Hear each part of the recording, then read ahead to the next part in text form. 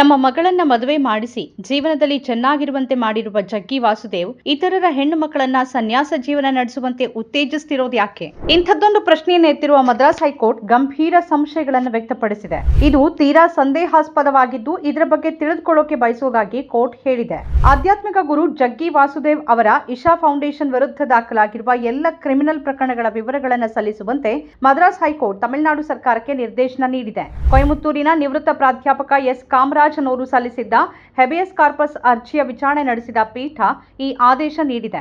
ನ್ಯಾಯಮೂರ್ತಿಗಳಾದ ಎಸ್.ಎಂ. ಸುಬ್ರಹ್ಮಣ್ಯಂ ಮತ್ತು ವಿ. ಶಿವಜ್ಞಾನಂ ಅವರಿದ್ದ ಪೀಠ ಈ ಆದೇಶ ನೀಡಿದ್ದು, ಫೌಂಡೇಶನ್ ವಿರುದ್ಧ ಅನೇಕ ಕ್ರಿಮಿನಲ್ ದೂರುಗಳಿರೋದ್ರಿಂದ ಹೆಚ್ಚಿನ ಪರಾಮರ್ಶೆ ಅಗತ್ಯವಿದೆ ಅಂತ ಹೇಳಿದೆ. ಬಹಳ ಪವರ್ಫುಲ್, ಪ್ರಭಾವಿ ಆಧ್ಯಾತ್ಮಿಕ ಗುರು ಸದ್ಗುರು ಜಗ್ಗಿ ವಾಸುದೇವ್ ಮತ್ತೆ ಸುದ್ದಿಯಲ್ಲಿದ್ದಾರೆ. ಸೆಲೆಬ್ರಿಟಿಗಳ ನಡುವೆ, ಅಧಿಕಾರಸ್ಥರ ನಡುವೆ ಮಿಂಚುತ್ತಾ ಇರುವ ಜಗ್ಗಿ ವಾಸುದೇವ್ ವಿರುದ್ಧ ತಂದೆಯೊಬ್ಬರು ಕೋರ್ಟ್ ಮೆಟ್ಟಿಲೇರಿದ್ದಾರೆ. ಅಲ್ಲಿ ಜಗ್ಗಿ ವಾಸುದೇವ್ ಅವರ ಸಂಸ್ಥೆಯ ವಿರುದ್ಧ ಇರುವ ಎಲ್ಲ ಪ್ರಕರಣಗಳ ವಿವರಗಳನ್ನ ಕೋರ್ಟ್ ಕೇಳಿದೆ. ಹಲವಾರು ಇತರ ಕ್ರಿಮಿನಲ್ ಪ್ರಕರಣಗಳು ದಾಖಲಾಗಿವೆ ಮತ್ತು ಆರೋಪಗಳು ಬಾಕಿ ಉಳಿದಿವೆ ಅಂತ ಅರ್ಜಿದಾರರ ಪರ ವಕೀಲರು ಗಮನ ಸೆಳೆದಿದ್ದಾರೆ. ಸಂಸ್ಥೆಯ ವಿರುದ್ಧದ ಆರೋಪಗಳ ಗಂಭೀರ ಸ್ವರೂಪ ಹಾಗೂ ಬಂಧಿತರ ಹೇಳಿಕೆಗಳನ್ನು ಗಮನದಲ್ಲಿಟ್ಟುಕೊಂಡು ಆರೋಪಗಳ ಹಿಂದಿನ ಸತ್ಯವನ್ನು ಅರ್ಥ ಮಾಡಿಕೊಳ್ಳೋಕೆ ಇನ್ನೂ ಹೆಚ್ಚಿನ ಪರಾಮರ್ಶೆಯ ಅಗತ್ಯವಿದೆ. ಆದ್ದರಿಂದ ಸಂಸ್ಥೆಯ ವಿರುದ್ಧ ದಾಖಲಾದ ಕ್ರಿಮಿನಲ್ ಮೊಕದ್ದಮೆಗಳ ವಿವರಗಳನ್ನು ಹಾಜರುಪಡಿಸಬೇಕು ಮತ್ತು ಹೆಚ್ಚುವರಿ ಪಬ್ಲಿಕ್ ಪ್ರಾಸಿಕ್ಯೂಟರ್ ಕೂಡ ಆ ಎಲ್ಲ ಪ್ರಕರಣದ ವಿವರಗಳನ್ನು ಸಂಗ್ರಹಿಸಿ ಸಲ್ಲಿಸಬೇಕು ಅಂತ ಹೈಕೋರ್ಟ್ ಹೇಳಿದೆ. ತನ್ನ ಮಗಳನ್ನ ಮದುವೆ ಮಾಡಿಸಿ ಜೀವನದಲ್ಲಿ ಚೆನ್ನಾಗಿರುವಂತೆ ಮಾಡಿರುವ ವಾಸುದೇವ್ ಇತರ ಮಹಿಳೆಯರಿಗೆ ಮಾತ್ರ ಭೌತಿಕ ಜೀವನ ಬಿಡುವಂತೆ ಉತ್ತೇಜಿಸ್ತಾ ಇದ್ದಿದ್ದು ಯಾಕೆ ಅನ್ನೋದರ ಕುರಿತು ಕೋರ್ಟ್ ಗಂಭೀರ ಸಂಶಯಗಳನ್ನು ವ್ಯಕ್ತಪಡಿಸಿದೆ. ಇತರರ ಹೆಣ್ಣು ಮಕ್ಕಳನ್ನ ಸನ್ಯಾಸ ಜೀವನ ನಡೆಸುವಂತೆ ಪ್ರೋತ್ಸಾಹ ಮಾಡ್ತಿರೋದು ಯಾಕೆ ಅನ್ನೋದು ಸಂದೇಹಾಸ್ಪದವಾಗಿದ್ದು ಅದರ ಬಗ್ಗೆ ತಿಳಿದುಕೊಳ್ಳೋಕೆ ಬಯಸುವುದಾಗಿ ಪೀಠ ಮೌಖಿಕವಾಗಿ ಹೇಳಿದೆ. 42 ಮತ್ತು 39 ವರ್ಷ ವಯಸ್ಸಿನ ತಮ್ಮ ಇಬ್ಬರು ಸುಶಿಕ್ಷಿತ ಹೆಣ್ಣು ಮಕ್ಕಳ ಬ್ರೈನ್ ವಾಶ್ ಮಾಡಿ ಕೊಯಮತ್ತೂರಿನ ಇಶಾ ಯೋಗ ಕೇಂದ್ರದಲ್ಲಿ ಉಳಿಯುವಂತೆ ಮಾಡಲಾಗಿದೆ ಅಂತ ಆರೋಪಿಸಿ ಕಾಮರಾಜ್ ಅವರು ನ್ಯಾಯಾಲಯಕ್ಕೆ ದೂರಿದ್ದಾರೆ.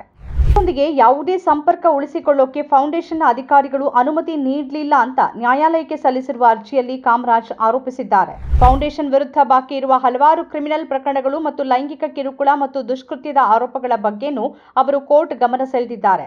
ಈ ಹಿಂದಿನ ಆದೇಶದ ಹಿನ್ನೆಲೆಯಲ್ಲಿ ಕಾಮರಾಜ್ ಅವರ ಇಬ್ಬರೂ ಹೆಣ್ಣು ಮಕ್ಕಳು ನ್ಯಾಯಾಲಯದಲ್ಲಿ ಹಾಜರಿದ್ದರು. ಸ್ವ ಇಚ್ಛೆಯಿಂದ ಫೌಂಡೇಶನ್ನಲ್ಲಿ ಇದ್ದೇವೆ ಮತ್ತು ಅದಕ್ಕಾಗಿ ಯಾರೂ ಒತ್ತಾಯಿಸ್ತಿಲ್ಲ ಅಂತ ಅವರು ಹೇಳಿದಾಗ ನ್ಯಾಯಾಧೀಶರು ಪ್ರತ್ಯೇಕವಾಗಿ ಅವರೊಂದಿಗೆ ಮಾತಾಡೋಕೆ ನಿರ್ಧರಿಸಿದ್ರು. ಅದರ ನಂತರ ನ್ಯಾಯಾಲಯ ಮತ್ತಷ್ಟು ಅನುಮಾನಗೊಂಡಿದ್ದು, ಜಗ್ಗಿ ವಾಸುದೇವ್ ತಮ್ಮ ಸ್ವಂತ ಮಗಳು ಮದುವೆಯಾಗಿ ಚೆನ್ನಾಗಿ ನೆಲೆಸಿರುವಂತೆ ನೋಡಿಕೊಂಡಿರುವಾಗಲೂ ಇತರ ಮಹಿಳೆಯರನ್ನ ಪ್ರಾಪಂಚಿಕ ಜೀವನ ತೆರೆಸೋಕೆ ಯಾಕೆ ಉತ್ತೇಜಿಸುತ್ತಿದ್ದಾರೆ ಅಂತ ಫೌಂಡೇಶನ್ ಪರ ವಕೀಲರನ್ನ ಕೇಳಿದೆ. ವಿಚಾರಣೆಯನ್ನ ಅಕ್ಟೋಬರ್ 4ಕ್ಕೆ ಮುಂದೂಡಲಾಗಿದೆ. ಅರ್ಜಿದಾರ ಕಾಮರಾಜ್ ಪರ ವಕೀಲರಾದ ಎಂ ಪುರುಷೋತ್ತಮನ್ ಮತ್ತು ಎಂ ಪ್ರಭಾಹರನ್ ವಾದ ಮಂಡಿಸಿದ್ರು. ಪ್ರತಿವಾದಿ ರಾಜ್ಯ ಸರ್ಕಾರದ ಪರವಾಗಿ ಹೆಚ್ಚುವರಿ public prosecutor E Raj Tilak ವಾದ ಮಂಡಿಸಿದ್ರು. ಇಶಾ ಫೌಂಡೇಶನ್ ಪರವಾಗಿ ವಕೀಲರುಗಳಾದ ಎಂ ಸುರೇಶ್ ಮತ್ತು ಎಸ್ ರಾಜೇಂದ್ರ ಕುಮಾರ್ ವಾದ ಮಂಡಿಸಿದ್ರು. ಈ ವರ್ಷ ಮಾರ್ಚ್ನಲ್ಲಿ ಮೆದುಳಿನಲ್ಲಿ ರಕ್ತಸ್ರಾವವಾದ ಮೇಲೆ ಜಗ್ಗಿ ವಾಸುದೇವ್ ಅವರಿಗೆ ಶಸ್ತ್ರಚಿಕಿತ್ಸೆ ನಡೆದಿತ್ತು. ಆಗಲೂ ಬಹಳಷ್ಟು ಜನ ಅವರ ಬೋಧನೆ ಮತ್ತು ಹೇಳಿಕೆಗಳ ಬಗ್ಗೆ ಪ್ರಶ್ನಿಸಿದ್ರು. ಕೊಯಮತ್ತೂರಿನ ವೇಳಿಯಂಗಿರಿಯಲ್ಲಿ ಆದಿಶಿವನ ಪ್ರತಿಮೆ ಹಾಗೂ ಕಟ್ಟಡಗಳ ನಿರ್ಮಾಣದಲ್ಲೂ ಸದ್ಗುರು ಅವರ ಸಂಸ್ಥೆ ಇಶಾ ಫೌಂಡೇಶನ್ ಅಕ್ರಮ ಎಸಗಿದೆ ಹಾಗೂ ಭೂಮಿ ಕಬಳಿಸಿದೆ ಅನ್ನೋ ಆರೋಪ ಕೇಳಿ ಬಂದಿತ್ತು. ನಮ್ಮ ಕಾರ್ಯಕ್ರಮಗಳನ್ನ ನೀವು ನೋಡ್ತಾ ಇದ್ರೆ ನಮ್ಮ ಚಾನೆಲ್ ಅನ್ನ ಸಬ್ಸ್ಕ್ರೈಬ್ ಮಾಡಿ, ಪಕ್ಕದ ಬೆಲ್ ಐಕನ್ ಒತ್ತಿ ನಮ್ಮನ್ನ ಬೆಂಬಲಿಸಿ. ಹಾಗೆ ನಮ್ಮ ಕಾರ್ಯಕ್ರಮಗಳನ್ನ ಲೈಕ್ ಮಾಡಿ, ಕಮೆಂಟ್ ಮಾಡಿ, ಅದನ್ನ ಬೇರೆಯವರಿಗೂ ವಾಟ್ಸ್ಆಪ್ ಮೂಲಕ ಶೇರ್ ಮಾಡಿ. ನೀವು ಹೀಗೆ ಮಾಡಿದಾಗ ನಮ್ಮ ಚಾನೆಲ್ ಇನ್ನಷ್ಟು ಮತ್ತಷ್ಟು ಜನರಿಗೆ ತಲುಪಲು ನೀವು ನಮ್ಮೊಂದಿಗೆ ಸಹಕರಿಸಿದ ಹಾಗಾಗುತ್ತೆ. ಇದು ನೀವು ಯಾವುದೇ ಖರ್ಚಿಲ್ಲದೆ ಕೆಲವೇ ಸೆಕೆಂಡುಗಳಲ್ಲಿ ನೀಡಬಹುದಾದ ಸಹಕಾರ. ಧನ್ಯವಾದಗಳು.